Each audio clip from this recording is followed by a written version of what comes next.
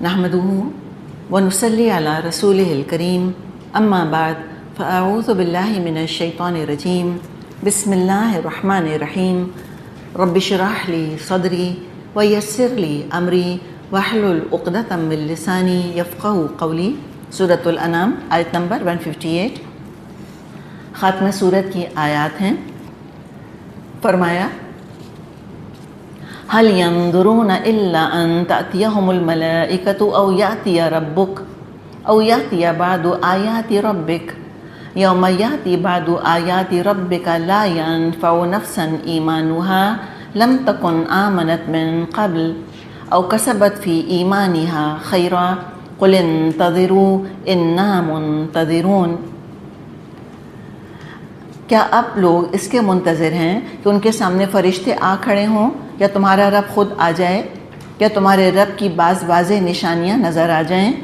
جس روز تمہارے رب کی بعض مخصوص نشانیاں نمودار ہو جائیں گی، پھر کسی ایسے شخص کو اس کا ایمان کچھ فائدہ نہ دے گا جو پہلے ایمان نہ لایا ہو، یا جس نے اپنے ایمان میں سے کوئی بھلائی نہ کمائی ہو۔ اے محمد صلی اللہ علیہ وسلم، ان سے کہہ دیجئے اچھا تم انتظار کرو، ہم بھی انتظار کرتے ہیں۔ یعنی پچھلی آیت کے ساتھ کنیکشن اس کا جوڑ لیں کہ جنہوں نے اللہ کی آیات کو جھٹلایا، جنہوں نے اللہ کی آیات سے منہ موڑا، جنہوں نے اللہ کی آیات کو، قرآن کو ٹھکرایا، دراصل اس نے تو اللہ کی رحمت کو ٹھکرا دیا بنیادی طور پہ، اس لیے کہ الرحمن علم القرآن، اللہ کی رحمت قرآن کی شکل میں برسی ہے انسانیت کے اوپر۔ جو اللہ کی دامن رحمت میں پناہ لینا چاہتا ہے وہ قرآن سے اپنا ناطہ جوڑ لے، اور جو اللہ کی رحمت کی پرواہ نہیں کرتا، اللہ کو بھی کوئی پرواہ نہیں اس کی۔ تو مشرکین عرب کا معاملہ ایسا ہی تھا، ابھی تک انہوں نے قرآن کی قدر نہیں کی تھی، اب بھی نشانیاں طلب کیے جا رہے تھے، اور ہم جانتے ہیں سورۃ الانعام کی مین تھیم یہی ہے، نشانیاں دکھاؤ، نشانیاں دکھاؤ، کوئی معجزہ دکھاؤ، کوئی معجزہ دکھاؤ۔ اور بار بار ان سے کہا جا رہا تھا کہ یہ سارے معجزات تمہیں نظر تو آ رہے ہیں، یہ آیات مسموعہ موجود ہیں، قرآن کی آیات مشہودہ موجود ہیں، کائنات کو دیکھ لو، قرآن کو سن لو، نشانیاں ہی نشانیاں ہیں دیکھنے والوں کے لیے۔ تو یہ نشانیاں لیکن دیکھنے پر تیار نہیں تھے، کہتے تھے کچھ اور چیز دکھاؤ۔ مشرکین کی اپنی فرمائش تھی کہ فرشتوں کو دکھاؤ، یہود نے فرمائش کی تھی کہ اللہ خود ہمیں اپنی آنکھوں سے اللہ کو دیکھنا ہے۔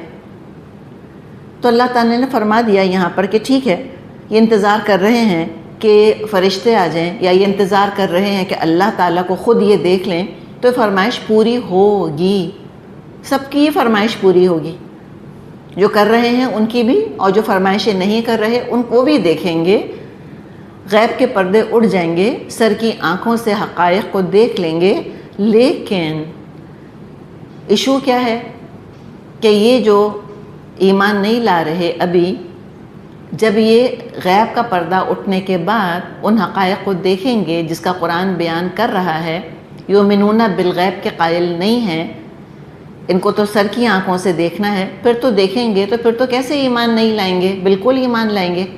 قیامت کے دن تو ابو جہل کا ایمان بھی ابو بکر کے برابر ہو جائے گا، لیکن اس وقت ایمان لانا قبول نہ ہوگا، فائدہ نہ دے گا۔ تو یہ جو یہاں فرمایا کہ یوم یاتی بعض آیات ربک لا ینفع نفسا ایمانها لم تکن آمنت من قبل، جب اللہ کی بعض آیات ظاہر ہو جائیں گی تو کسی کو ایمان لانا فائدہ نہ دے گا جس نے کہ پہلے ہی ایمان قبول نہ کیا ہو۔ اب یہ کون سی نشانیاں ہیں؟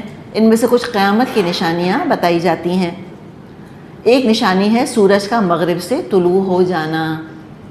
جب سورج مغرب سے طلوع ہوگا، اور یہ ایک ہی دن ہوگا، یعنی کہ ایسا نہیں ہوگا کہ پھر نظام چینج ہو جائے اور اب سورج جو ہے وہ ریگولر بیسس کے اوپر ویسٹ سے طلوع ہونے لگ جائے۔ ایک دن کوئی ایسا ہوگا کہ جب سورج مغرب سے طلوع ہوگا، جیسے کہ حدیث میں یہ بات ہم کو ملتی ہے کہ جب سورج غروب ہوتا ہے تو اللہ کے عرش کے نیچے جا کے اللہ کو سجدہ کرتا ہے، اور اگلے دن طلوع ہونے کی اجازت مانگتا ہے، اور اس کو اجازت دے دی جاتی ہے، اور پھر اگلے دن وہ مشرق سے طلوع ہو جاتا ہے۔ ایک دن جب وہ اسی طرح سجدہ کر کے اور اپنے رب سے طلوع ہونے کی اجازت مانگے گا کہ مشرق سے میں طلوع ہو جاؤں، اس کو حکم دیا جائے گا کہ جہاں سے آیا ہے وہیں لوٹ جا، تو پھر سورج مغرب کی طرف چلا جائے گا اور وہاں سے طلوع ہوگا، یہ ایک ہی دن ہوگا، اور اس کے بعد پھر ریگولر شروع ہو جائے گا۔ لیکن سب دنیا دیکھے گی کہ سورج جو ہے وہ تو مغرب سے طلوع ہو گیا، تو اس دن بہت سے لوگ ایمان لائیں گے۔ لیکن جب یہ نشانی ظاہر ہو جائے گی، اتنی مینیفسٹ علامت، تو پھر کسی کا ایمان لانا قابل قبول نہ ہوگا۔ بخاری میں یہ حدیث موجود ہے۔ اور دوسرے، کس کا ایمان فائدہ نہ دے گا؟ جس نے کہ اپنے ایمان سے نیکیاں نہیں کمائی تھیں، او کسبت فی ایمانہا خیرا، جس نے کہ اپنے ایمان سے خیر نہیں کمایا۔ دیکھیں کفر جو ہے نا وہ کافی ہے کسی کو جہنم میں لے جانے کے لیے، نرا کفر بس کافی ہے جہنم میں ڈلوانے کے لیے، لیکن صرف ایمان کافی نہیں ہے جنت میں پہنچانے کے لیے۔ اسی لیے جہاں جہاں ذکر آتا ہے کہ ان الذین آمنوا، یقیناً جو ایمان لائے، فوراً کیا آتا ہے؟ وعملوا الصالحات، اور پھر انہوں نے نیک اعمال کیے۔ اس لیے کہ ایمان جو ہے یہ ٹنڈ منڈ درخت نہیں ہوتا، بے خیرہ درخت نہیں ہوتا۔ اگر جڑ ہے اور جڑ کے اندر ایمان ہے، حقیقت میں ایمان کا بیج دل میں بویا ہے، تو جو درخت نکلے گا اس پر پھل لگیں گے عمل کے۔ یہ نہیں ہو سکتا کہ دل میں ایمان ہے اور کوئی عمل ہی نہیں ہے، یہ نہیں ہو سکتا۔ تو ایمان اور عمل صالح۔ لیکن اگر جنہوں نے ایمان کا دعویٰ کر کے اور نیک اعمال نہیں کیے، اس کا مطلب ہے منافق تھے، تبھی تو نیک اعمال نہیں کیے، تو ان کو پھر ایسا ایمان کا دعویٰ فائدہ نہیں دے گا۔ تو فرمایا کہ ٹھیک ہے، بس انتظار کرو، کہہ دیجیے ان سے کہ تم سب انتظار کرتے رہو اور ہم بھی انتظار کر رہے ہیں تمہارے ساتھ۔ اور جب بھی یہ آتا ہے قُلِ انتظروا اِنَّا مُنتظرون، تو یہ دھمکی کے طور پر ہی آتا ہے۔ کفار کو خطاب کر کے جب کہا جاتا ہے کہ انتظار کرو، تو کوئی انسرٹینٹی کے لیے نہیں آتا یہ کہ اچھا we are not really sure کیا ہونے والا ہے، لیٹس سی، تم صحیح ہو کہ ہم صحیح ہیں۔ یہ دھمکی کے لیے آتا ہے کہ تمہاری شامت آنے والی ہے، بس انتظار کرو اپنی شامت کا۔ ہم بھی انتظار کر رہے ہیں۔ کس چیز کا انتظار کر رہے ہیں مومن؟ کفار کے بد انجام کا اور اپنے حسن انجام کا۔ یہ ہوتا ہے ایمان، یہ ہوتا ہے یقین۔ کوئی ڈگمگاتا نہیں رہتا، ifs and buts کا شکار نہیں رہتا انسان، شکوک اور شبہات نہیں پلتے رہتے دل کے اندر کہ پتہ نہیں وہ ٹھیک ہیں کہ ہم ٹھیک ہیں، پتہ نہیں ہم ایکسٹریمسٹ تو نہیں ہو رہے۔ نہیں، 100% یقین اپنے حق پر ہونے کا کہ ہم حق پر ہیں۔ آگے فرمایا ان الذین فرقوا دینہم وکانوا شیعا لست منہم فی شیء انما امرہم الی اللہ ثم ینبئہم بما کانوا یفعلون۔ جن لوگوں نے اپنے دین کو ٹکڑے ٹکڑے کر دیا اور گروہ گروہ بن گئے، یقیناً ان سے تمہارا کچھ واسطہ نہیں، ان کا معاملہ تو اللہ کے سپرد ہے، وہی ان کو بتائے گا انہوں نے کیا کچھ کیا ہے۔ تو بتا دیا کہ دین پہلے دن سے اسلام رہا۔ جس نے تحریفات کر لیں، جس نے بدعات ایجاد کر لیں، جس نے توحید کو شرک سے بدل دیا، وہ اپنا انجام خود ہی دیکھ لیں گے۔ سب کا معاملہ لوٹ کے اللہ ہی کی طرف جائے گا، اور اللہ نے تو کہہ دیا وما انا ظلام للعبید، میں تو اپنے بندوں پر ذرا سا بھی ظلم کرنے والا نہیں ہوں۔ سب کا معاملہ اللہ کی طرف لوٹ کے جائے گا، اور یہ بھی کتنا شکر ہے، ہمیں کتنا شکر ادا کرنا چاہیے کہ اللہ جج ہے۔ کہیں اللہ نے لوگوں کو ہم پہ جج بنا دیا ہوتا تو اللہ جانے کیا معاملہ ہوتا۔ شکر ہے اللہ تیرا لاکھ لاکھ کرم ہے کہ تو ہی فیصلہ کرے گا، اللہ تو ہی معاملات کو جانچے گا۔ تو سب کا معاملہ لوٹ کے اللہ کی طرف جانا ہے۔ ثم ینبئہم، پھر وہ آگاہ کر دے گا ان کو بما کانوا یفعلون، جو کچھ کہ وہ کرتے رہے تھے۔ دیکھیں یعملون نہیں آیا لفظ، بڑا خوبصورت ہے یہاں پہ یفعلون، عام طور پہ یعملون آتے، بما کانوا یعملون، بما کانوا یعملون یہ آتا ہے نا۔ عمل اور فعل میں معمولی سا فرق ہے۔ عمل میں نیت شامل ہوتی ہے، ارادہ ہوتا ہے پیچھے سے، سوچا سمجھا انسان کا ایک فیصلہ ہوتا ہے جس پر کہ وہ پھر عمل کرتا ہے، اس کو عمل کہتے ہیں۔ فعل کیا ہے؟ ریفلیکسولی بھی جو ہم کرتے رہتے ہیں، بغیر سوچے سمجھے بھی جو ہم کرتے رہتے ہیں، کوئی خاص ارادہ نہیں، کوئی خاص نیت نہیں، عادتاً جو کام کرتے رہتے ہیں۔ تو ہوتا یہی ہے کہ کچھ چیزیں ہم بغیر سوچے سمجھے روٹین کے طور پہ ایز اے ہیبٹ ہم کرتے ہیں۔ تو اللہ ان کے بارے میں بھی پوچھے گا یہ تم کیا کرتے رہے تھے. تو اللہ کرے کہ ہمارا ایمان ایسا ہو کہ ہمارے فعل پر بھی اثر انداز ہو. ریفلیکسولی انسٹنکٹیولی ہم اللہ تعالیٰ کی اطاعت کرتے ہوں. کوئی غلط منظر دیکھ کر ریفلیکسولی ہماری آنکھیں نیچی ہو جائیں. کوئی غلط لفظ زبان پر آتے آتے آٹومیٹکلی ہماری زبان رک جائے. اور یہ ہوتا ہے. عادتیں اسی کو تو کہتے ہیں. شریعت کس پہ کام کرتی ہے؟ شریعت عادتوں پہ کام کرتی ہے. ہماری عادتوں کو بہتر کرتی ہے. پہلے سوچ سوچ کے کرتے ہیں پھر وہ ہمارا فعل ہی بن جاتا ہے. اور شیطان کس پہ کام کرتا ہے؟ شیطان بھی عادتوں پہ کام کرتا ہے. وہ تو کہتا ہے کہ اتنے گناہ کرو کہ ریفلیکسولی بھی گناہ کرتے چلے جاؤ. یہ وہ کہتا ہے ہم سے. جن کو بسم اللہ پڑھ کر کھانا کھانے کی عادت ہوتی ہے وہ انسٹنکٹیولی بسم اللہ پڑھتے ہیں. ایک الائچی بھی منہ میں ڈالیں گے, ایک چنگم بھی منہ میں ڈالیں گے تو بسم اللہ پڑھ کر ہی ڈالیں گے. عادت پڑ جاتی ہے. جن کو بیٹھ کر پانی پینے کی عادت ہے, دیکھیں ہم کوئی کبیرہ صغیرہ گناہوں کی اس قسم کی باتیں نہیں کر رہے, ہم عادت کی بات کر رہے ہیں. جس کو بیٹھ کر پانی پینے کی عادت ہے, پانی کا گلاس آئے گا وہ آٹومیٹکلی بیٹھ جائے گا. لگتا ہے کہ پانی پینے میں اور گھٹنوں میں کوئی کنیکشن ہے, کہ پانی جو ہے وہ منہ تک پہنچا اور گھٹنے جو ہے وہ بینڈ ہونا شروع ہو گئے. ایسی انسان کی عادتیں جو ہیں وہ بعض دفعہ بن جاتی ہیں. زبان چلانے کی عادت نہیں ہے, کوئی کچھ بھی کہے زبان نہیں چلے گی. ایسا بریک لگا ہوا ہوتا ہے. کبھی ماں باپ کے آگے نہیں چلائی تو شوہر کے آگے بھی زبان نہیں چلتی, بڑوں کے آگے زبان نہیں چلتی. ایک عادت بن جاتی ہے نا. بعد میں بے شک انسان سوچتا رہے کہ اس نے ذاتی کری تھی, بلا وجہ ڈانٹا تھا, مجھ کو یوں کہنا چاہیے تھا, لیکن چونکہ عادت نہیں ہے تو ریفلیکسولی انسان کو یاد بھی نہیں آتا اس وقت کہ ہم کیا زبان چلائیں, کیا بولیں ان سے, کتنا غصہ کریں. تو یہ بما کانوا یفعلون, اللہ ان کے افعال کے بارے میں ان کو بتا دے گا جو انسٹنکٹیولی کیا کرتے تھے, عادتاً کیا کرتے تھے. اور سوچیں جب افعال کے بارے میں بتا دے گا تو پھر اعمال کے بارے میں کیسے نہیں بتائے گا. جو ارادہ کر کے سوچ سمجھ کے جو کام کیے تھے ان کے بارے میں بھی اللہ تعالیٰ ان کو آگاہ کر دے گا. اور پھر کیا ہوگا؟ من جاء بالحسنہ, جو لے کر آیا اللہ کے پاس الحسنہ, اللہ کرے میں اور آپ بس ان کے اندر ہی شامل ہوں. اللہ تعالیٰ مجھ کو اور آپ کو ایسا بنا دے کہ جو حسنات لے کر آیا, یعنی نیکیاں. عمل صالح کہا ہے کہیں حسنات کہا ہے ان کو. فلہ عشر امثالہا, اس کے لیے 10 گنا اجر ہے. ومن جاء بالسیئہ, اور جو بدی لے کر آیا, فلا یجزا الا مثلہا, اس کو اتنا ہی بدلہ دیا جائے گا جتنا اس نے قصور کیا. وہم لا یظلمون, اور کسی پر ظلم نہیں کیا جائے گا. سورہ بقرہ میں بھی ہم نے پڑھا تھا کہ جہاد فی سبیل اللہ میں خرچ کرنے کی مثال ایسی ہے جیسے کسی نے 1 دانہ ڈالا, اس میں سے 7 بالیں نکلی اور ہر بال میں 100 دانے. تو 1 بیج بویا 700 بیج نکل آئے, 700 ٹائمز اللہ تعالیٰ اجر دے گا.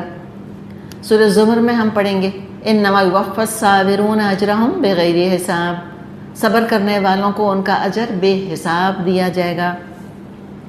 تو پھر کیا مطلب یہاں پر فلہ عشر امثالہا, یہ بیر منیمم بتایا ہے. This is the least that will be given. ہر نیکی کا 10 ٹائمز اجر دیا جائے گا, 10 ٹائمز ملٹیپلائی کیا جائے گا اس کو. یہ تو منیمم ہے, تھریش ہولڈ بتائیے. اور اس کے آگے اللہ تعالیٰ جس کے لیے جتنا چاہے گا بڑھائے گا. اور جو گناہ لے کر آئے گا اس کو بڑھایا نہیں جائے گا, اس کو اتنا ہی ملے گا جتنا کہ اس نے عمل کیا تھا. ابن عباس رضی اللہ عنہما فرماتے ہیں کہ رسول اللہ صلی اللہ علیہ وسلم نے اللہ تعالیٰ سے روایت کیا اور فرمایا جو شخص نیکی کا ارادہ کرے پھر اس کو نہ کرے اس کے لیے 1 نیکی لکھ دی جاتی ہے. یہ سوچا کہ اچھا میں امی کے لیے ایک اچھا سا سوٹ خریدوں گی بازار سے جا کے, وہ فلاں رشتہ دار ہے میں اس کے گھر کھانا بھیجوں گی, بیچارے بیمار ہیں وہ. ارادہ کر لیا نا, ارادہ کرتے ہی نیکی لکھ لی گئی. ارادہ کر لیا کہ اب میں غیبت نہیں کروں گی, میں نہیں تانے دوں گی, وہ فلاں چیز میں دیکھتی تھی میں نہیں دیکھوں گی, نظر کا میں لحاظ رکھوں گی, میں کوئی گندا منظر نہیں دیکھوں گی. ارادہ کر لیا, ارادہ کرتے ہی نیت کرتے ہی الحمدللہ 1 نیکی لکھ دی گئی. تو کیا کرنا چاہیے مجھے اور آپ کو بتائیں؟ خالی جب بیٹھے ہوں تو اچھے اچھے ارادے کریں، بجائے کہ یہ ارادہ کریں کہ فلاں ملیں گی تو یوں سناؤں گی اور وہ اگر آ گئیں تو یہ کروں گی، بجائے اس کے کیا سوچیں اچھی اچھی باتیں، نیکی کروں گی، خیال کروں گی، بجائے کہ یہ پلان بنائیں کہ ہم کس سے کس طرح رشتہ کاٹیں گے، یہ پلان بنائیں کس سے کیسے رشتہ جوڑیں گے، کیسے نماز پڑھوں گی، حفظ کر لیتی ہوں، اچھا چلو میں قرآن کی کلاس جوائن کر لیتی ہوں، اچھا میں ترجمہ یاد کر لیتی ہوں، چلو انشاءاللہ میں کوشش کروں گی پیر کو روزہ رکھ لوں، چلو میں مہینے میں 3 روزے رکھنے کی کوشش کروں گی، کہیں تو صحیح 10 کریں گے تو 1 تو ہو جائے گا انشاءاللہ اللہ نے چاہا، اور کیا پتہ 10 کے 10 ہو جائیں، تو کیا پتہ اس 10 کے جگہ 100 نیکیاں اور ہو جائیں، تو پھر بیٹھ کے اچھے اچھے ارادے انشاءاللہ اس پر نیکی لکھی جائے گی۔ اور آگے فرمائیں اور اگر کر لے تو 10 سے لے کر 700 تک لکھی جاتی ہے، 10 سے لے کے 700 تک۔ اور جو شخص برائی کا ارادہ کرے، ایک برا ارادہ کیا، ٹھیک ہے، پلان بنایا کہ ایسے کریں گے، بات نہیں کریں گے، فلاں کے گھر نہیں جائیں گے، عید پہ وہ بھی ہمارے گھر نہیں آتے، ہم بھی نہیں جائیں گے، ہمارے بچی کی شادی میں انہوں نے لفافہ نہیں دیا تھا، ہم بھی کچھ نہیں دیں گے بدلے کے طور پہ، رسم توڑنے کے لیے نہیں دیں گے وہ اچھی بات ہے، لیکن اگر بدلہ لینا ہے، انتقامی کارروائی کرنی ہے، اس کے لیے پلان بنایا جا رہا ہے، اس کو اس سے لڑوا دیں گے، اچھا ہاں وہ فلاں نے فلاں کے بارے میں یہ کہا تھا نا، میں اس کو بتاتی ہوں کہ فلاں تمہارے بارے میں یہ کہہ رہی تھی، چغلی لگاؤں گی جا کر، نہیں سوچا کہ نہیں بری بات ہے، چغلیاں نہیں کرنی چاہیے، اس لیے کہ لا يدخل الجنۃ قطات، چغلیاں کرنے والا جنت میں داخل ہی نہیں ہوگا۔ تو یہ مجھے بتائیں کہ برائی کا ارادہ کر کے برائی کون چھوڑے گا؟ کوئی نہ کوئی تو تعلق ہوگا نا اللہ کی کتاب سے، کچھ نہ کچھ تو رسول کے بارے میں پڑھا سنا ہوگا تب نا، کوئی اچھی صحبت ہوگی تب نا، اور نیکی کا ارادہ بنے گا کب؟ جب دوسروں کو دیکھیں گے کہ وہ بھی تو نیکیاں کر رہے ہیں تبھی تو نیکی کا ارادہ بنے گا۔ تو یہ سارا تعلق، اور اس کے جو بیک میں جو چیز ہے اوبویسلی وہ دین ہے، جس کو ذرا سا بھی دین کے ساتھ تعلق قائم کرنے کی توفیق مل گئی، ذرا سی بھی توفیق مل گئی، انشاءاللہ اسی کا یہ عمل ہوگا اللہ نے چاہا۔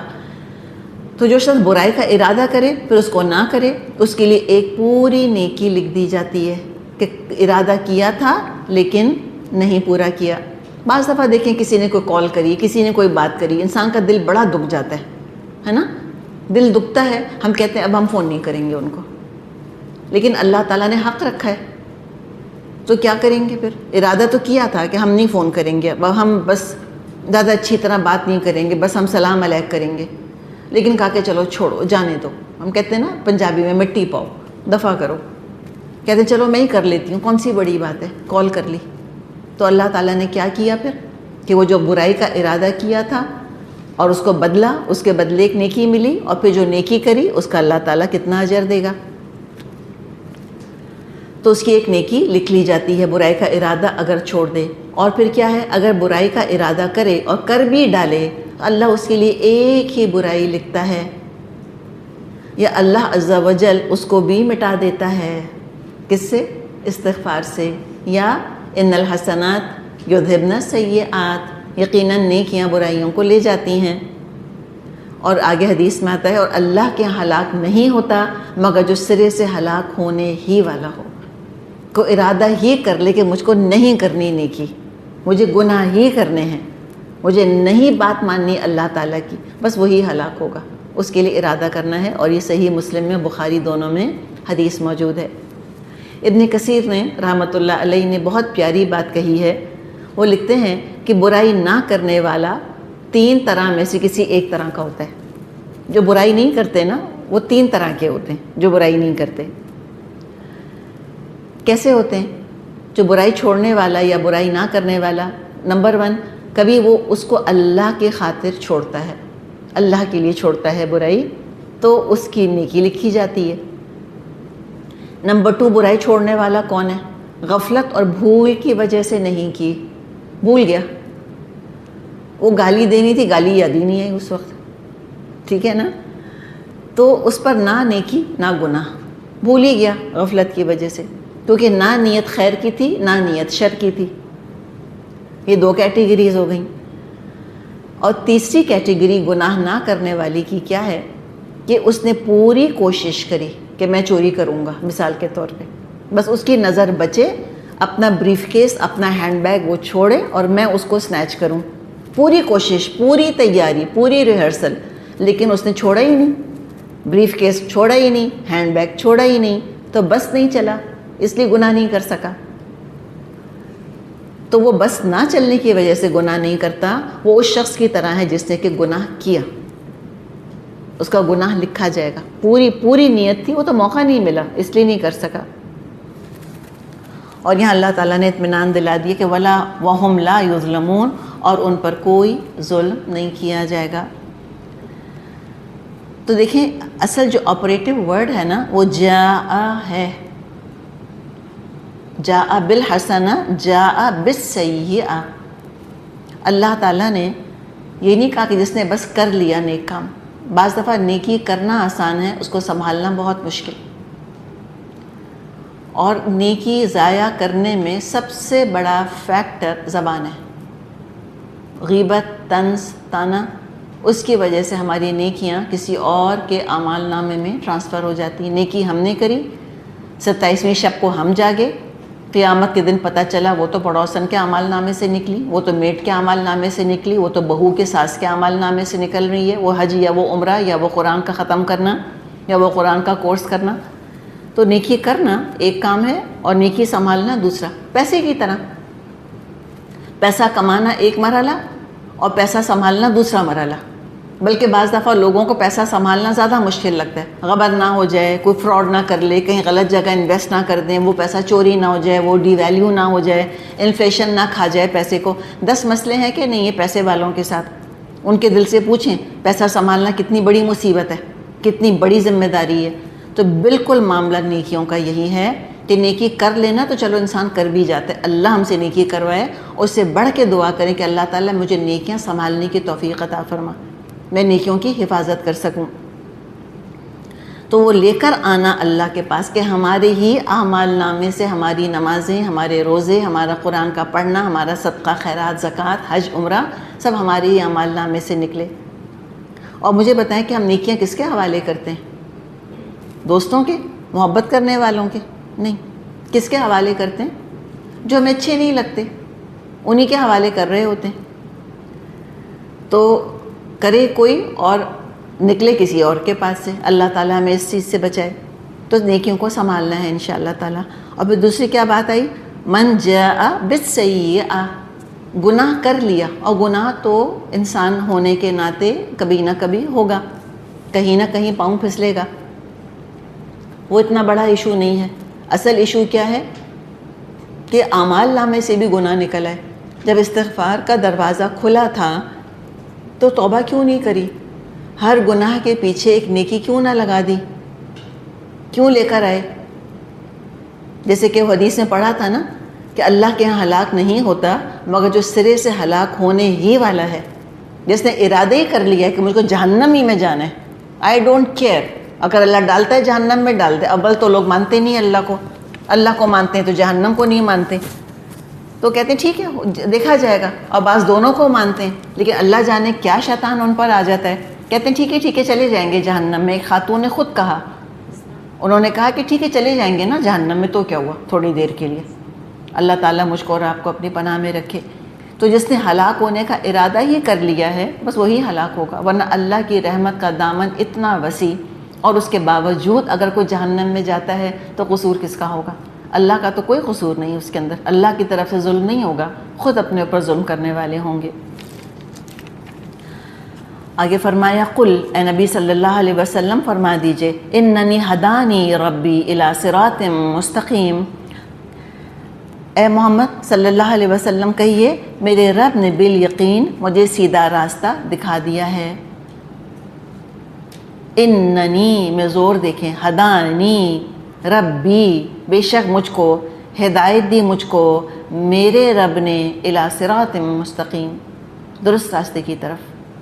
کیسا دین ہے؟ دینا قیما ملت ابراہیم حنیفا وما کان من المشرکین، بالکل ٹھیک دین جس میں کوئی ٹیڑھ نہیں. ابراہیم کا طریقہ جسے یکسو ہو کر اس نے اختیار کیا تھا اور وہ مشرکوں میں سے نہیں تھا. تو ملت ابراہیم حنیفہ، تو حنیفہ یا تو ابراہیم علیہ السلام کی بھی صفت آ سکتی ہے، یا صراط مستقیم کی، یا اس پہ چلنے والے کی، کہ ہم تو یکسو ہو کر اسی سیدھے راستے پر چلتے چلے جائیں گے۔ قیاماً ملت ابراہیمی اور ملت اسلام کے لیے استعمال ہوتا ہے یہ لفظ، ہر ٹیڑھ سے پاک، درست راستہ بالکل۔ ہر وہ ٹیڑھ جو مشرکوں نے یا یہودیوں نے یا نصارہ نے اپنے دین میں پیدا کر دیا تھا، ان سب سے پاک ہے، سچا، سیدھا، مضبوط، قائم ہونے والا دین، کوئی شرک نہیں اس کے اندر۔ تو اگر صرف دین ابراہیمی، ملت ابراہیمی ایسی ہے جس میں کہ شرک نہیں ہے، اس کا مطلب کیا ہوا کہ اس کے علاوہ اور جو بھی ادیان ہیں ان میں شرک کی ملاوٹ ہے۔ انسان شرک سے پاک ہو نہیں سکتا جب تک کہ وہ ملت ابراہیمی کو اختیار نہ کر لے، اور ملت ابراہیمی کا پنکل، اس کا عروج کیا ہے؟ چوٹی، اسلام، چوٹی کا دین۔ ملت ابراہیمی اپنے عروج پر پہنچ گیا، مکمل ہو گیا، کمپلیشن پر پہنچ گیا، پرفیکشن پہ پہنچ گیا، ایکسلنس پر پہنچ گیا۔ قل، اے نبی صلی اللہ علیہ وسلم کہہ دیجئے، ان صلاتی، بے شک میری نماز، و نسکی، اور میری قربانی، و محیایا، اور میرا جینا، و مماتی، اور میرا مرنا، للہ رب العالمین، سب اللہ رب العالمین کے لیے ہے۔ بالکل یہی بات سورہ مائدہ میں ہم نے پڑھی تھی کہ الیوم اکملت لکم دینکم، آج میں نے تمہارا دین تمہارے لیے مکمل کر دیا۔ ہر چیز بتا دی۔ آپ صلی اللہ علیہ وسلم کی سنت زندگی کے ہر گوشے میں رہنمائی کرنے کے لیے موجود ہے۔ قرآن کی رہنمائی ہمیں صاف سیدھا راستہ دکھا رہی ہے۔ الحمدللہ کہ میری تو نماز اور میری قربانی اور میرا تو جینا، میرا مرنا سب اللہ رب العالمین کے لیے ہے، للہیت، کوئی شرک نہیں اس کے اندر، سراسر توحید ہے۔ بلکہ یہود بعض دفعہ مسلمانوں کا مذاق اڑاتے تھے کہ ہر چیز میں تو نبی کی سنت کی بات کرتے ہو، لگتا ہے کہ تم کو واش روم جانے کا طریقہ بھی تمہارے نبی نے شاید سکھا دیا ہوگا۔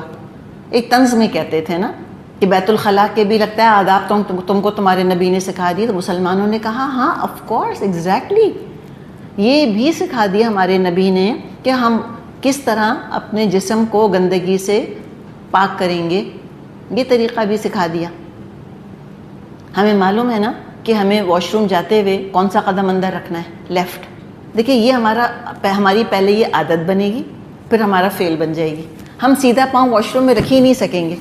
ہمیں دعا سکھا دی، اللہم انی اعوذ بک من الخبث والخبائث، سب بتا دیا ہم کو کہ جب ہمیں اپنی حاجت بھی پوری کرنی ہے اور ہمیں رفع حاجت کے لیے جانا ہے، ہمیں واش روم جانا ہے، یہ تک آپ صلی اللہ علیہ وسلم نے بتا دیا کہ زمین سے یا جو کہ کموڈ وغیرہ ہے اس کے قریب پہنچ کر اپنا کپڑا اٹھاؤ، یعنی کہ اکیلے میں تنہائی میں بھی اپنے آپ کو برہنہ نہ کرو، عریاں نہ کرو، نیکڈ نہ کرو، نیوڈٹی سے بچو، جس حد تک ممکن ہے بچنے کی کوشش کرو۔ ہر طریقہ آپ نے سکھا دیا۔ صحابہ کو بتا دیا کہ پانی استعمال کرو گے تو کیسے کرو گے اپنے آپ کو دھونے کے لیے، اگر پانی موجود نہیں ہے تو کیسے اپنے آپ کو تم پاک کرو گے، کس طرح کے پتھر لینے ہیں، کیسے صاف کرنا ہے اپنے آپ کو، ہر چیز بتا دی۔ نماز کا طریقہ، قربانی کا طریقہ، تمام مراسم عبودیت۔ اور میری زندگی کے ساتھ خوشیوں کا تصور آتا ہے، سونا، جاگنا، شادی، بیاہ، کھانا پینا، کمانا، رشتے نبھانا، یہ ساری چیزیں کون سا طریقہ ہے جو ہم کو نہیں بتایا گیا، اور خود اپنے نمونے سے کر کے بتا دیا آپ صلی اللہ علیہ وسلم نے۔ آج پہلی دفعہ کوئی بچہ نہیں پیدا ہو رہا، آپ صلی اللہ علیہ وسلم کے دور میں بھی بچے پیدا ہوتے تھے، کس طرح اس کی تحنیک کرنی ہے، کیسے اس کا عقیقہ کرنا ہے، سب بتا دیا۔ نام کیسے رکھنا ہے، کس دن تک نام رکھ دینا ہے، اچھا نام رکھنا ہے، سب بتا دیا آپ نے ہم کو الحمدللہ۔ اور مماتی میں کیا آتا ہے، موت کے ساتھ جو غم، وہ بھی سب بتا دیا۔ محیا، پیدا ہونا، شادی بیاہ، شادی کیسے کرنی ہے، نکاح کیسے کرنا ہے، کیا تم کو طریقہ اختیار کرنا ہے، مرد کیا کرے گا، اس کی کیا ذمہ داری، عورت کیا کرے گی، کیا رسپانسبلٹی، ہر چیز بتا دی الحمدللہ۔ اور مماتی موت کے بھی آداب بتا دیے گئے ہم کو. ابھی ہم نے سیرت عائشہ جب کی دیکھا، ہم نے پڑھا نا کہ آپ صلی اللہ علیہ وسلم کی موت کیسے واقع ہوئی. مرتے مرتے بھی اب ہمیں سکھا گئے کہ موت کے وقت میں کیا کہنا ہے. یہ بھی آپ نے بتا دیا کہ مرنے سے پہلے جس کا کلمہ لا الہ الا اللہ محمد رسول اللہ ہوگا وہ جنت میں جائے گا. مردے کو نہلانا، کفنانا، دھلانا کیسے، سب سکھا دیا آپ نے. جو بھی ہمارے رنج کے موت کے آداب ہیں سب آپ نے سکھا دیے. ہمیں کوئی زحمت نہیں کرنی، کوئی مشقت نہیں اٹھانی کہ ہم نئے نئے طریقے ایجاد کریں اپنی طرف سے. عبادت سکھا دی، معاشرت سکھا دی، معیشت ہمیں سکھا دی. الحمدللہ سب بس اللہ رب العالمین کے لیے ہے. ہر چیز اللہ کے بتائے ہوئے طریقے سے انسان کر لے. تو دیکھیں نماز اور قربانی دو ذکر آئے ہیں نا، صلاتی و نسکی. اس کا مقابلہ کس سے کیا ہے؟ محیایا و مماتی سے، زندگی اور موت سے. نماز زندگی کے مقابلے میں ہے، قربانی موت کے مقابلے میں. جو جیتا ہے اللہ کے لیے اور جو مرتا ہے وہ اللہ کے لیے. اس کو کہتے ہیں للہیت. للہیت اختیار کرو. ایک راستے سے پتھر بھی ہٹانا ہے نا، اس کا اجر اللہ سے طلب کرنا ہے. اللہ دیکھ رہا ہے، اللہ اجر دے گا مجھ کو. ساری زندگی، پوری زندگی کو دیکھ لے انسان، صبغت اللہ کے اندر رنگی ہوئی ہو. اللہ کا کوئی شریک نہیں. بندے کی زندگی میں بھی خالص للہیت، کسی کو اللہ کے برابر کا مقام نہیں دینا. اسی کا اللہ نے حکم دیا ہے. یہی ہے اسلام دیناً قیماً. اور یہ کہ لا شریک لہ، کوئی شریک نہیں ہے اللہ کا. وبذالک امرت، اسی کا مجھ کو حکم دیا گیا ہے. میں تو حکم کا پابند ہوں. وانا اول المسلمین، اور سب سے پہلے سر اطاعت جھکا دینے والا ہوں. بعض لوگوں کو کنفیوژن اس سے یہ ہوتا ہے کہ آپ صلی اللہ علیہ وسلم کے بارے میں کہا جا رہا ہے کہ انا اول المسلمین، میں سب سے پہلا مسلمان ہوں. تو کیا پہلے مسلمان نہیں تھے لوگ؟ کیا انبیاء مسلمان نہیں تھے؟ آف کورس مسلمان تھے. ان کی امت میں لوگ مسلمان تھے. مراد ہے کہ جو حکم اللہ قرآن میں نازل کر رہا ہے اور وہ خود نبی اکرم صلی اللہ علیہ وسلم پر ہی نازل ہو رہا ہے، تو آپ نے اپنے لیے کوئی ایکسیپشن نہیں لیا کہ میں تو بتانے والا ہوں، کرنے والے تم ہو. کوئی پریولیج نہیں لیا اپنے لیے، کوئی مراعات نہیں لی اپنے لیے، کنسیشنز نہیں لیے اپنے لیے کہ تم لوگ یہ کام کرو، مجھ پہ فرض نہیں ہے یہ سارا کچھ کرنا. نہیں، انا اول المسلمین، جو چیز تم پر فرض ہے اے مسلمانوں، تو میں بھی تو مسلمان ہوں، میں بھی مسلمانوں ہی میں سے ہوں، لیکن اول مسلمان سب سے پہلے میں کروں گا. کس نے پڑھی نماز سب سے پہلے؟ آپ صلی اللہ علیہ وسلم. کس نے رکھا روزہ سب سے پہلے؟ آپ صلی اللہ علیہ وسلم. کس نے سب کہا سب سے پہلے اشہد ان لا الہ الا اللہ و اشہد ان محمدً عبدہ و رسولہ؟ آپ صلی اللہ علیہ وسلم نے. اول المسلمین. ہر نیکی کے کام میں آپ پہل کرنے والے تھے. احکامات تو احکامات جو قرآن نے ہدایات دی ہیں، اس میں بھی آپ نے اس کے بہترین پہلو پر عمل کیا. عاشروہن بالمعروف، کہا اللہ تعالیٰ نے مسلمان مردوں سے کہ بیویوں کے ساتھ بہترین طریقے سے گزر بسر کرنا. آپ صلی اللہ علیہ وسلم اس کے اندر رول ماڈل. آپ نے کہا خیرکم خیرکم لأہلہ وانا خیرکم لأہلی. تم میں سے بہترین وہ ہے جو اپنی بیویوں کے ساتھ بہترین ہو، اور میں اپنی بیویوں کے ساتھ بہترین ہوں. آپ کی عادت نہیں تھی کوئی اپنی تعریفیں کرنا، لیکن بتایا آپ نے ان کو. تو جو قرآن نے عظیمت کے درجات بتائے ہیں، آپ نے ان سب پر عمل کیا. زہد اختیار کیا تو ایسا زہد اختیار کیا کہ 3 مہینے گھر میں چولہا نہیں جلتا تھا. تکیہ کیسا تھا؟ کھجور کے پتے، کھجور کی چھال بھری ہوئی. گدا کیسا تھا؟ روئی بھری ہوئی تھی اس کے اندر؟ نہیں، اس میں بھی وہ کھجور کی چھالیں بھری تھیں. کیا آپ لیٹتے تھے تاکہ جسم مبارک پر نشان پڑ جاتے تھے؟ ہمارے تو اے سی کا ٹیمپریچر اونچا نیچا ہو تو ہماری تو جان فق ہونے لگتی. ہم کہتے ہیں ہائے گرمی، ہم کہتے ہیں ہائے سردی. یہ تو ہماری برداشت ہے. سوچیں ذرا کیا زندگی آپ نے گزاری ہے، فقر کی، فاقے کی اور زہد کی زندگی. حالانکہ فرض نہیں تھا، لیکن بہرحال آپ نے اس پر عمل فرمایا. تو کہا کہ وَأَنَا أَوَّلُ الْمُسْلِمِينَ، میں سب سے پہلا مسلم، اللہ کا فرما بردار ہوں. کوئی مانے یا نہ مانے، میں تو اللہ کا فرما بردار ہوں. اس کا مطلب ہے کہ ایک تنہا انسان معاشرے میں رہتے ہوئے جو کہ اللہ کی مخالفت پر مبنی معاشرہ ہے، وہ خود اللہ کا فرما بردار رہ سکتا ہے. It's not impossible. ہم کہتے ہیں نا پیئر پریشر، سوشل پریشر، یہ پریشر وہ پریشر، ٹھیک ہے، جہاں پریشرز ہیں وہاں اللہ تعالیٰ نے انسان کے اندر یہ صلاحیت بھی رکھی ہے کہ ان پریشرز کو وہ ڈیفلیکٹ کر سکتا ہے، برداشت کر سکتا ہے. کوئی ضروری نہیں ہے کہ لوگ گمراہ ہو رہے ہیں تو میں اور آپ بھی گمراہ ہو جائیں. ہم نے دیکھ لیا کہ دین کیا ہے، قیاماً ملت ابراہیم حنیف ہو گئے، اس کے اوپر ہم نہیں شرک کریں گے.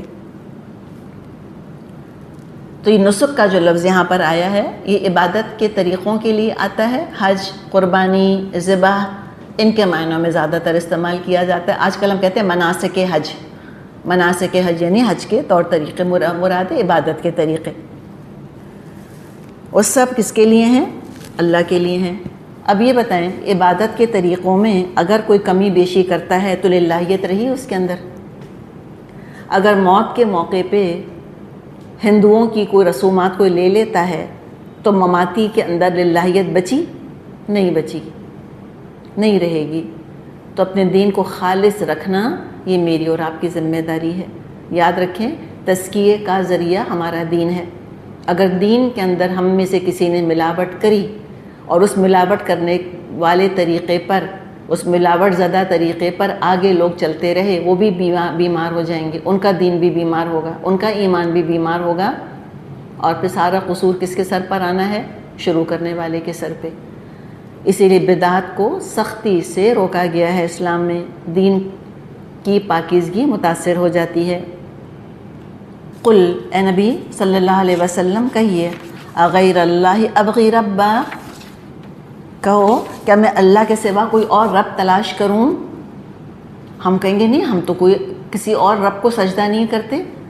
لیکن دین کے بتائے ہوئے طریقوں کو چھوڑ کے غیر مذاہب کے طریقوں کو اڈاپٹ کرنا، یہ بھی دراصل دین میں ملاوٹ ہے. کیا وہ کافی نہیں لگتا طریقہ جو اللہ کے رسول نے سکھایا موت کا؟ نئے طریقے ایجاد کرنے کو ضروری ہیں. بتا دیا نا، کچی قبر رکھنی ہے، مقبرے نہیں بنانے، مقبروں پر مجاور بن کے نہیں بیٹھنا، مقبروں کے اوپر، قبروں کے اوپر چراغ نہیں جلانے. تو یہ کہاں سے آ رہے ہیں یہ طریقے ہمارے پاس؟ یہ مردوں کی عید کہاں سے بننے لگ گئی؟ یہ قبرستان کے اندر چراغاں کہاں سے ہونے لگ گیا کہ عام بیچارے جو زندہ لوگ ہیں ان کے پاس کھانے کو یا چراغ جلانے کے پیسے نہیں ہیں اور ان قبروں کو جا کے ہم روشن کرنے کی کوشش کر رہے ہیں. ابس کوشش ہے. میرے آپ کے چراغ جلانے سے، 1000 واٹ کا بلب جلانے سے کسی کی قبر روشن ہونے والی نہیں ہے. وہ تو جو نور اپنے اندر سمیٹ کے لے گیا نیکیوں کا، ایمان کا، وہی نور اس کی قبر کو روشن کرے گا. تو زندگی میں فکر کرتے نہیں، مرنے کے بعد ہوتا ہے کہ وہ فلاں یتیم خانے سے بچے آ کے قرآن خوانی کر لیں گے اور لوگ اتنے قرآن پڑھ کے مجھے بخشوا دیں گے، بس میری نجات. تو وہ تو پھر ہم نے طریقہ ہی بدل دیا. پھر اللہ کا بتایا ہوا طریقہ تو پھر ہم نے اختیار ہی نہ کیا. تو یہی ہے دراصل کوئی اور رب اختیار کرنا. کوئی اور رب صرف بت کی شکل میں نہیں ہوتا، کوئی اور رب اطاعت کی شکل میں بھی ہوتا ہے کہ کس کی، اللہ کی اطاعت چھوڑ کے کس کی اطاعت اختیار کی ہے تم نے، کس نظام کے پیچھے چل پڑے ہو. اس کی وسعت کو ذہن میں رکھیں. قل اغیر اللہ ابغی ربا، کہو کیا میں اللہ کے سوا کوئی اور رب تلاش کروں؟ وہو رب کل شیء، حالانکہ وہ ہر چیز کا رب ہے. مشرکوں نے تو رکوع اور سجدہ اور حج اور قربانی ہر چیز میں اللہ کے شریک بنا لیے تھے. تو تبلیغ تو کر دی گئی کہ دیکھو کوئی اور رب بنانا نہیں. وَلَا تَكْسِبُ كُلُّ نَفْسٍ إِلَّا عَلَيْهَا، ہر شخص جو کماتا ہے اس کا ذمہ دار وہ خود ہے. یعنی کہ تبلیغ کر دی انبیاء نے، صحابہ نے تبلیغ کر دی، مبلغین نے تبلیغ کر دی. ان کا کام بتا دینا. قیامت کے دن سب اپنا بوجھ خود اٹھائیں گے. وَلَا تَزِرُ وَازِرَةٌ وِزْرَ أُخْرَىٰ، کوئی بوجھ اٹھانے والا کسی دوسرے کا بوجھ نہیں اٹھائے گا. ثُمَّ إِلَىٰ رَبِّكُمْ مَرْجِعُكُمْ، پھر تم سب کو اپنے رب کی طرف پلٹنا ہے، اپنے رب کی طرف لوٹنا ہے. تو یاد رکھنا وہی نیکیاں قبول ہوں گی جو طریقہ اللہ رسول نے بتایا. اس کے علاوہ کوئی اور طریقہ ایجاد کرو گے تو وہ کیا ہو جائے گا؟ مردود. من احدث فی امرنا ھذا ما لیس فیہ فہو رد، کہہ دیا آپ نے کہ جو ہمارے اس دین میں کوئی نئی چیز ایجاد کرتا ہے وہ رد کر دی جائے گی، قبول نہیں ہوگی۔ تو سب کو اپنے رب کی طرف لوٹ کر جانا ہے۔ فَيُنَبِّئُكُم بِمَا كُنتُمْ فِيهِ تَخْتَلِفُونَ، اس وقت تمہارے اختلافات کی حقیقت تم پر کھول دے گا۔ تو دعا کریں اللہ تعالیٰ مجھے حق پر چلنے والا بنا تاکہ میرے حق میں فیصلہ ہو۔ دنیا میں اختلاف تو ہوگا، دیکھیں اختلافات کے فیصلے دنیا میں ہونے والے نہیں ہیں۔ اگر تو دنیا میں اختلافات کے فیصلے ہوتے تو اللہ تعالیٰ قیامت کے لیے یہ نہ کہتا کہ اس دن اللہ تمہارے اختلافات کے فیصلے کرے گا۔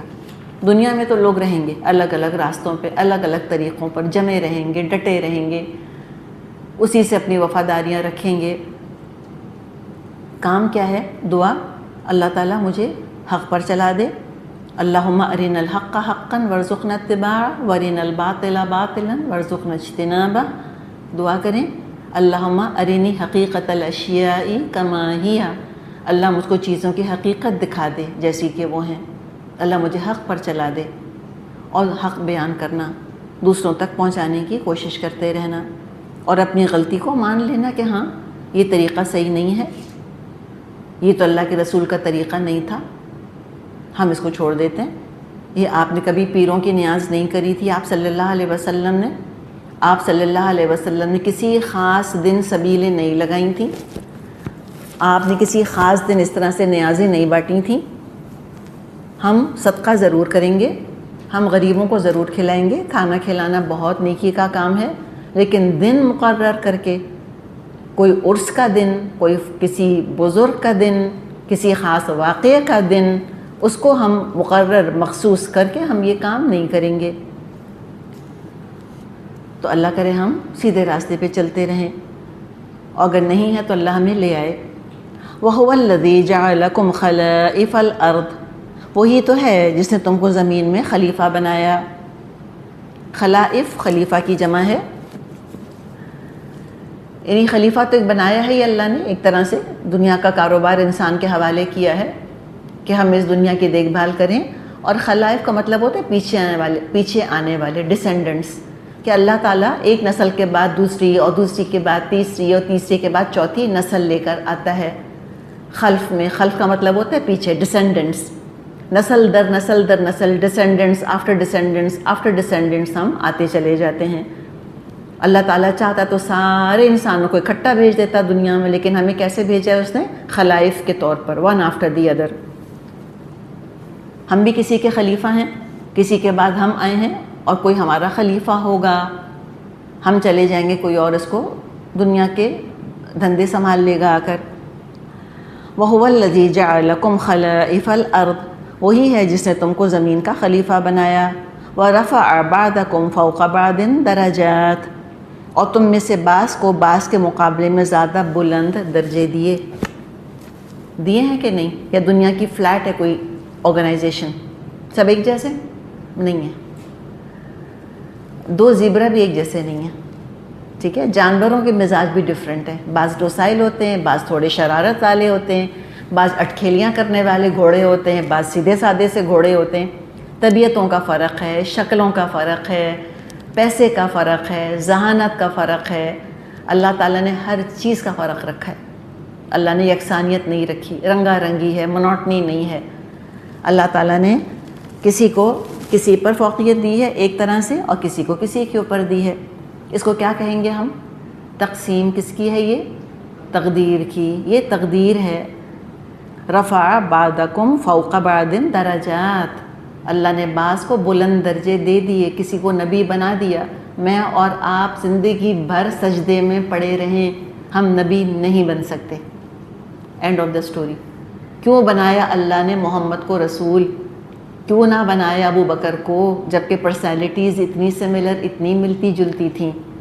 اللہ کی مرضی، اللہ نے فوقیت دی کسی کو، اس نے چن لیا، اس نے سلیکشن کر لیا، اس نے چوز کر لیا۔ بعض کو اللہ تعالیٰ نے نیکیوں کی بڑی صلاحیت دی ہے، بعض کو علم حاصل کرنے کی بڑی صلاحیت دی ہے، بعض کو اللہ تعالیٰ نے شہرت دے دی ہے، بعض کو نہیں دی، بعض کو جینیس بنایا، بعض کو پاگل بنایا، مرضی اس کی، مرضی اس کی تقسیم۔ بعض کو اللہ نے اتنا دیا کہ پیدا بھی ہوتے ہیں تو منہ میں سونے کا چمچہ لے کر پیدا ہوتے ہیں، born with a silver spoon literally. آگے پیچھے آپ دیکھیں بعض لوگوں کو کتنی محبت ملتی ہے، بعض لوگوں کو پیدا ہوتی صدقے واری اس کے اوپر ہوتے ہیں، اس بچے پہ، بڑا بھی ہو جاتا ہے وہ انسان تو اس پہ لوگ اسی طرح محبتیں نچھاور کرتے رہتے ہیں۔ اور بعض ایسے ہوتے ہیں کہ پیدا ہوتے ہیں تو انوانٹیڈ، بڑے ہوتے ہیں تو انوانٹیڈ، کوئی محبت نہیں، کوئی ارمان پورا نہیں، کسی کے لیے وہ عزیز نہیں، ایک فالتو، ایک پرچھائی کے طور پہ لگتا ہے زندگی گزار رہے ہیں۔ جب مر جاتے ہیں کوئی مس بھی نہیں کرتا ان کو، ایک تکلفاً کہہ دیتے ہیں او اچھا فلاں کا انتقال ہو گیا، او بڑا افسوس ہوا، کوئی افسوس نہیں ہوتا کسی کو، دے ناٹ مسڈ۔ ایسے بھی ہوتے ہیں، کوئی ارمان پورا نہ ہوا، کوئی چاہے نہ گئے، اور کوئی ہیں کہ چاہتے سنبھالی نہیں جا رہی ہوتی، ہر طرف سے نچھاور ہو رہی ہوتی۔ اللہ کی تقسیم، اللہ کی تقدیر، یہ دنیا کا قاعدہ ہے۔ لاکھ میں اور آپ سر پٹخ لیں، ہم تقدیر نہیں بدل سکتے اپنی، تو کیا کریں پھر؟ اس کا مقصد سمجھیں۔ یہ تقسیم اندھی تقسیم نہیں ہے۔ بعض دفعہ بچے کہتے ہیں دس از ناٹ فیئر۔ کوئی بچہ اتنی محنت کرتا ہے، اتنی محنت، اتنا پڑھتا ہے، نہیں گریڈ آتے اس کے۔ کوئی ایسا ذہین ہے، ایسی فوٹوگرافک میموری ہے، وہ اپنی ساری پارٹی وارٹی کر کے آ کے بس ایک کتاب کھولی، نظر دوڑائی اور دیکھیں کیا گریڈ آتے ہیں۔ ایک جانماز پر بیٹھا حافظ بچہ، اس کا داخلہ نہیں ہو رہا، ماں باپ کا نہایت فرما بردار، نہیں داخلہ ہوتا۔ ایک ماں باپ کا باغی، ماں باپ کو دھوکہ دینے والا، پارٹی مونگر، پارٹی اینیمل، ہر اللہ کا حکم توڑتا ہے، نماز کوئی نہیں پڑھتا، اس کو دیکھیں اس کا داخلہ ہو گیا best of the best university میں۔ ہوتا ہے کہ نہیں ہوتا؟ یہ سب کچھ ہو رہا ہے۔ ایک بچی ہے، اس کو شادی کرنی ہے کسی لڑکے سے، ماں باپ نے منع کر دیا کہ نہیں کرنی، یہاں پر مان گئی، فرما بردار، ماں باپ نے جہاں کہا وہاں کر لی، اس نے زندگی بھر روتی رہی، شوہر نے زندگی بھر ستایا، ایسا بھی تو ہوتا ہے نا۔ یہ قسمت۔ ایک ہے، اس کو بھی کوئی پسند آیا تھا، ماں باپ نے منع کیا، نہیں بات مانی اس نے کہا نہیں کروں گی تو اسی سے کروں گی، ہو گئی اس سے، بہت خوش رہی، ماں باپ کی بغاوت کر کے، ماں باپ کی بات نہ مان کے، نافرمانی کر کے بہت اچھی رہی۔ ہوتا ہے کہ نہیں ہوتا؟ یہ سب ہو رہا ہے دنیا کے اندر۔ اللہ نے کہا رفع بعضکم فوق بعض درجات، اللہ کے یہاں بھی بعض کے درجے بلند ہیں اور بعض کے دنیا کے اندر۔ کیوں؟ لیبلوکم، تاکہ اللہ تمہیں آزمائے۔ یہ سارا امتحان ہے جو کہ ہو رہا ہے۔ فیما آتاکم، اس میں جو کہ اللہ نے تم کو عطا کیا، جو کچھ تم کو اس نے دیا، جو کچھ تم کو بخشا، اس میں وہ تم کو آزما رہا ہے۔ کوئی کیا کرتا ہے تو دنیا کی نعمتیں اور کامیابیاں پا کر کبھی یہ نہ خیال آئے کہ یہ تو ہمارے اچھے اور اللہ کے چہیتے ہونے کی دلیل ہے، اپنی شکل پر، اپنی عقل پر، اپنے مقام پر کوئی اطراہٹ پیدا ہو جائے نہ۔ فیما آتاکم، ہم سمجھتے ہیں اللہ لے کر آزماتا ہے، یہاں اللہ کیا کہہ رہا ہے کہ اللہ دے کے آزما رہا ہے تم کو۔ کوئی سوچے کہ ہاں کچھ تو ہم نے کیا ہوگا نا، کچھ تو ہوگا نا آفٹر آل، کہ جو اللہ کے نزدیک ہم ان نعمتوں کے مستحق ہیں۔ دنیا کسی کو استحقاق پہ نہیں ملتی، یاد رکھیں۔ استحقاق سمجھتے حق، کوئی حق نہیں ہے، کوئی ہمارا حق نہیں ہے دنیا پر کہ ہم کہیں کہ یہ میرا حق تھا، مجھ کو یہ ملنا چاہیے تھا۔ پیدا ہونے سے پہلے ہم نے کوئی ڈیمانڈ نہیں کی تھی اللہ سے کہ اللہ میں پیدا ہونے والی ہوں، اب میرا رائٹ ہے کہ میں سانس لوں، اللہ آکسیجن پرووائڈ کر دیں وہاں پر۔ مانگا تھا ہم میں سے کسی نے؟ یاد ہے اماں کے پیٹ میں سے آواز آتی ہے آج بھی کسی کو؟ نہیں، اللہ کرتا ہے، اللہ دیتا ہے۔ اللہ ماں کی چھاتیوں میں دودھ اتار دیتا ہے، اس نے اتارا تھا میرے اور آپ کے لیے اور ہمارے بچوں کے لیے، وہ دیتا ہے، سب کو آزما رہا ہے۔ کوئی انعام نہیں ہے دنیا کے اندر، کوئی چیز انعام نہیں ہے، سب امتحان ہے، اور جتنے زیادہ نعمتیں اتنا بڑا امتحان۔ اور انبیاء سے بڑھ کر کون سمجھتا تھا اس چیز کو؟ تبھی کتنے زیادہ محتاط ہوتے تھے انبیاء، جو کہ اللہ نے اتنا بڑا درجہ ان کو دیا تھا، تو چھوٹی سی چھوٹی خطا پر ان کی کیا پکڑ ہو جایا کرتی تھی کیسے روتے گڑ گڑاتے تھے معمولی چیزوں پہ، ہم تو مکھی سمجھ کے اڑا دیں ان چیزوں کو، احساس بھی ہم کو نہ ہو. تو ہر چیز جو ہے یہ امتحان ہے. جتنی اللہ نعمتیں دیں اتنا جھکتے چلے جائیں، اتنا مزاج ٹھنڈا کریں، اتنی گردن کو جھکائیں. کبھی اس غلط فہمی میں پڑھ کے اپنے آپ کو تباہ نہ کریں کہ آئی ڈیزرو اٹ اور آئی ہیو ارنڈ اٹ. نہیں ارن کر سکتے تھے، ہم چل کر یہاں آ نہیں سکتے تھے. کتنے لوگ صرف کسی جگہ، ایک جگہ سے دوسری جگہ جانے میں مر جاتے ہیں. ماں کی گودوں میں بچے گر کے مر جاتے ہیں. ماں اپنے ہاتھ سے دوا کھلا رہی ہوتی ہے، بچے کے گلے میں پھنس جاتی ہے، بچہ مر جاتا ہے. اور تیسری منزل سے لوگ گر کے بچ جاتے ہیں. کوئی درخت آ گیا، فال ان کی جو ہے بریک ہو گئی اور وہ بچ گئے. یہ تو اللہ کرنے والا ہے سب کچھ. میرا اور آپ کا کام کیا ہے کہ جو حلال طریقے اللہ نے بتائے ہیں ان کے اندر اپنی زندگیوں کو اس چینل کے اندر چلاتے رہیں اور ہم آخرت کماتے رہیں تمام نعمتوں سے. ان نعمتوں کو برج بنائیں جنت تک اور اللہ کی رضا تک پہنچنے کا. تو اللہ نے تم میں سے بعض کو بعض پر درجے دیے ہیں، اور کرنے کا کام دوسرا کیا ہے کہ جو دوسرے کی فضیلت ہے ایکسیپٹ کر لیں. پیچھے بھی سورہ نساء میں ہم نے کتنا امپورٹنٹ سبق پڑھا تھا نا کہ تم اس فضل کی تمنا مت کرو جو ہم نے بعض کو دیا ہے. جو فضل ہم نے بعض پر کیا ہے تم اس کی تمنا نہیں کرو. یاد ہے آپ کو ہم نے پڑھا تھا سورہ نساء میں. ایک چیز اگر ہم زندگی سے نکال دیں، یقین کریں ہم اتنے پرسکون ہو جائیں گے کہ ہمارا فوکس آرام سے پھر آخرت کے لیے ہو جائے گا. وہ کیا چیز ہے؟ ایک کمپٹیشن چھوڑ دیں. دنیا میں کمپیریزن چھوڑ دیں. بس مان لیں کہ آئی ایم انکمپیریبل. میرا کسی سے مقابلہ نہیں ہے. کسی کو جیتنا ہے جیت جاؤ. گاڑی دیکھتے ہیں نا ہم سڑکوں کے اوپر، ہم جا رہے ہوتے ہیں، ڈرائیو کر رہے ہوتے ہیں، پیچھے گاڑی ہانک کیے جاتی، ان کو راستہ چاہیے، ان کو آگے نکلنا ہے. بھئی جاؤ، نکل جاؤ آگے. اور دلی خوشی ہوتی ہے جب دیکھتے ہیں کہ ہم سے آگے سگنل پر وہ رکے ہوئے ہیں اور ہم بھی ان کے ساتھ جا کے اپنی گاڑی کھڑی کر دیتے ہیں. اور بجاؤ ہارن، کہاں جاؤ گے؟ کمپٹیشن کر کے جائیں گے کدھر؟ ڈیڈ اینڈ پر پہنچنا ہے کہ نہیں پہنچنا؟ وہی منزل ہے، 2 گز زمین کا ٹکڑا، چھوٹا سا تیرا گھر ہے. یہاں کمپٹیشن کرتے رہو تم گھروں کے اندر، حسن میں کمپٹیشن کرتے رہو. وہی ہڈیوں کا ڈھیر بننا ہے قبر کے اندر جا کے. قبر کے اندر کی قبرستان کو جا کے دیکھیں تو مٹی سے نہیں پتہ چلے گا کہ یہاں مس ورلڈ دفن تھی اور یہاں پر کوئی لولی لنگڑی دفن تھی. سب مٹی ایک جیسی ہے. Absolutely death the leveller.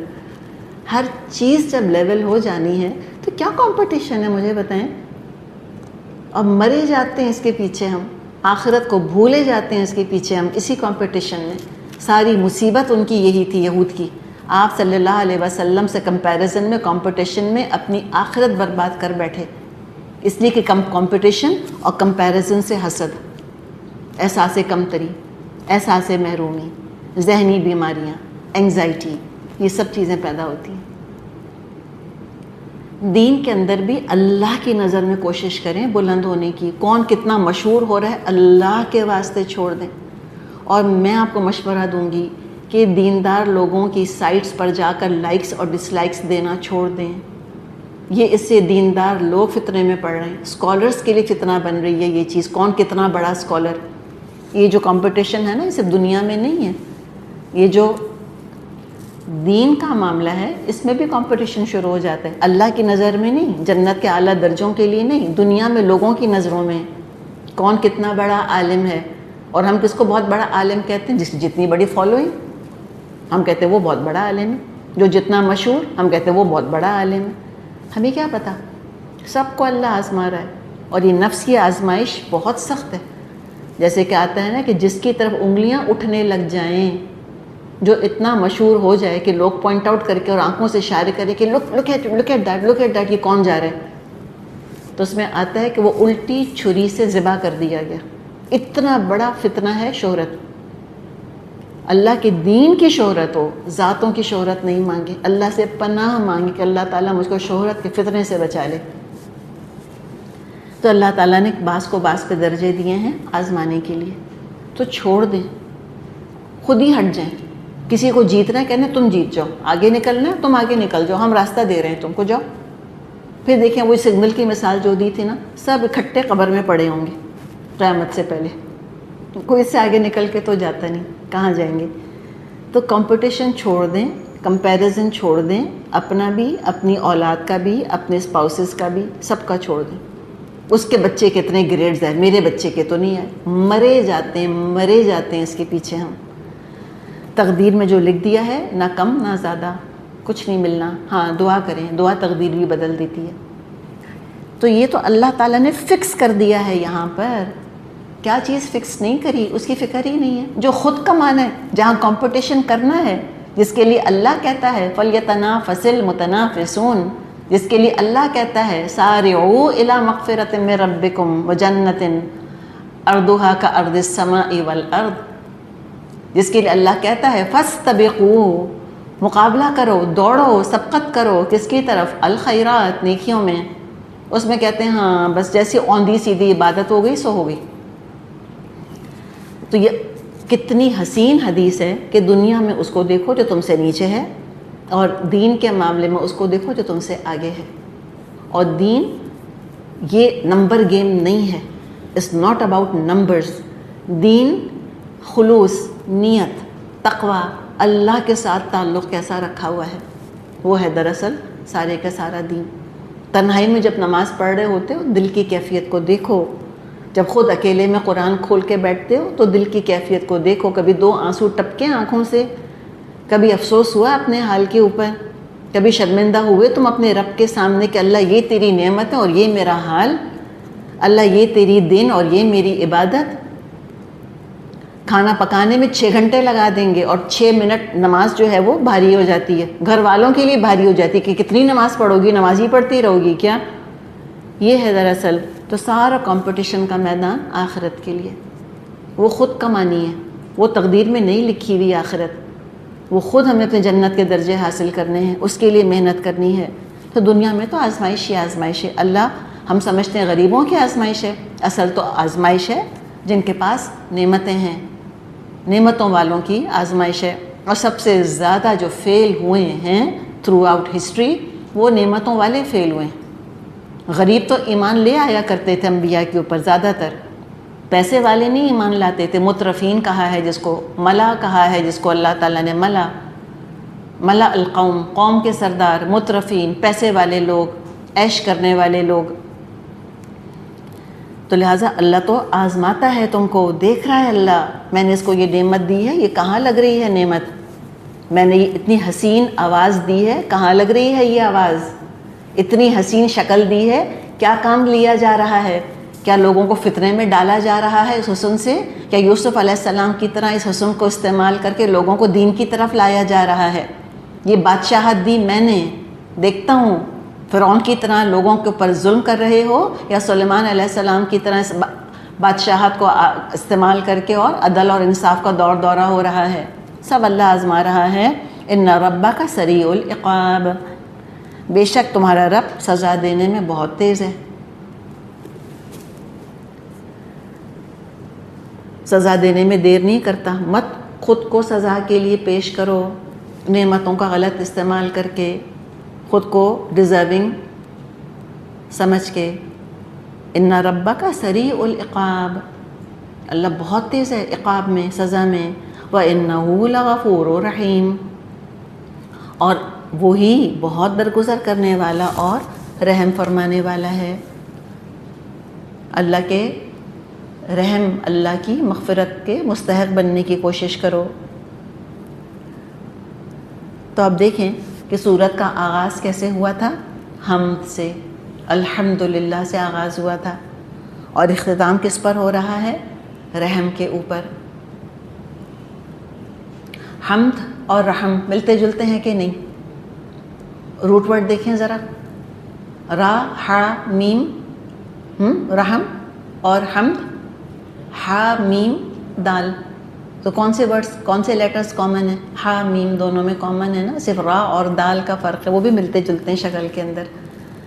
تو رحم کس پر ہوگا؟ جو اللہ کی حمد کرتا رہے گا قول سے اور عمل سے، اللہ کا حق ادا کرنا دراصل کیا ہے؟ اللہ کی حمد کرنا. جو حمد کا حق ادا کریں گے کامیاب تو پھر وہی ہیں. اللہ تعالیٰ مجھ کو اور آپ کو حمادون میں شامل کر لے. اللہ تعالیٰ ہم بہت حمد کرنے والے بن جائیں. ہمارے تو رسول کا نام ہے محمد، ان کا تو نام ہے احمد. بہت حمد کرنے والے، وہ جن کی بہت تعریف بھی کی جائے گی، بہت تعریف کرنے والے جن کی تعریف کی گئی. تو اٹھتے بیٹھتے الحمدللہ کو ہم اپنا کلمہ بنا لیں. پانی پیا الحمدللہ، کھانا کھایا الحمدللہ، کہ میری کوئی تعریف نہیں ہے اللہ، جو دیا تو نے دیا، تعریف ساری کی ساری تیری ہی ہے. چلیے جی الحمدللہ ہماری یہ صورت مکمل ہوئی. اللہ تعالی ہم کو زندگی کے اپنے انجام پر بھی رحمت سے اور مغفرت سے نوازے. اب دیکھیں ہم نماز شروع بھی کرتے ہیں تو کیسے کرتے ہیں؟ الحمدللہ سے شروع کرتے ہیں نا ایکچولی سورہ فاتحہ سے. اور جب ہم سلام پھیرتے ہیں تو کیا کہتے ہیں؟ السلام علیکم و رحمۃ اللہ، ہے نا. یہ صورت بھی ایسی ہی ہے، بہت خوبصورت صورت ہے.